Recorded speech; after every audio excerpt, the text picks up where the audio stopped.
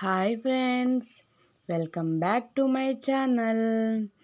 ఈరోజు egg curry ఎలా చేసుకుందామో చూసేద్దామా. ఎగ్స్ని బాగా వాష్ చేసేసుకొని ఒక చెరవలో ఎగ్స్ వేసేసుకొని మళ్ళీ కొంచెం వాటర్ వేసేసుకొని స్టవ్ పైన పెట్టి ఉడకబెట్టేయండి. ఉడకబెట్టే క్లిప్పు నేను తీయలేదు, మర్చిపోయాను ఎగ్స్ది. ఇప్పుడు ఏం చేస్తారంటే చెరవకేసి అలా టక కొట్టేయండి.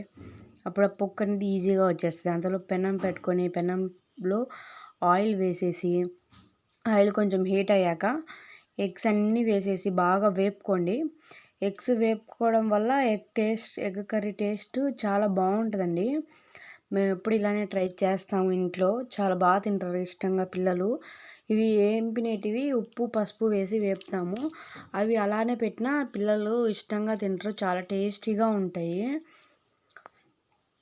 అవి బాగా వేపుకునే లోపు ఉల్లిపాయలు టమాటాలు కట్ చేసేసుకోండి. ఎక్కువ మసాలాలు వేయొద్దండి ఎవ్వరు. చాలా సింపుల్గా చేసుకోవాలి. ఎగ్స్ ఇంకా వేగిపోయి తీసేసాను.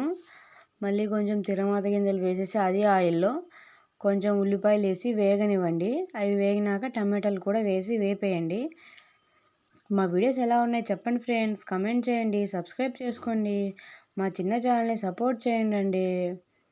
మీరు కొట్టే ఒక లైక్ కోసము మేము ఎంతగానో ఎదురు చూస్తూ ఉంటామండి.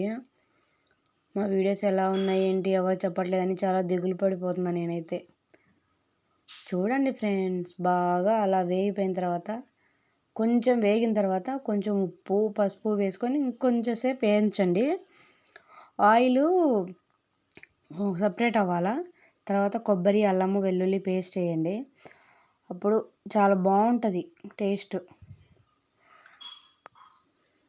అంతేనండి, కర్రీ చాలా సింపుల్గా చేసుకోవచ్చు. ఇది కొంచెం బాగా వేగినాక మళ్ళీ కారపొడి వేసేయండి. కారపొడి మీకు టేస్ట్కి తగ్గట్టు వేసుకొని, మేమైతే కొంచెం తక్కువే తింటాము. మీరు ఎక్కువ తినుకుంటే ఇంకొంచెం ఎక్కువ వేసుకోండి.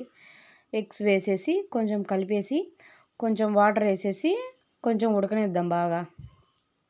ఆల్రెడీ ఉడకబెట్టిన గుడ్లేగా, కొంచెం ఉడికితే సరిపోయిద్ది. ఉడికేటప్పుడు కొంచెం ధనియా పౌడర్ వేసేయండి. ధనియా పౌడర్ వేస్తే అయిపోతుంది. మా వీడియోస్ ఎలా ఉన్నాయి చెప్పండి ఫ్రెండ్స్, సబ్స్క్రైబ్ చేసుకోండి. బాయ్ ఫ్రెండ్స్, నెక్స్ట్ వీడియోలో మళ్ళీ కలుసుకుందాం.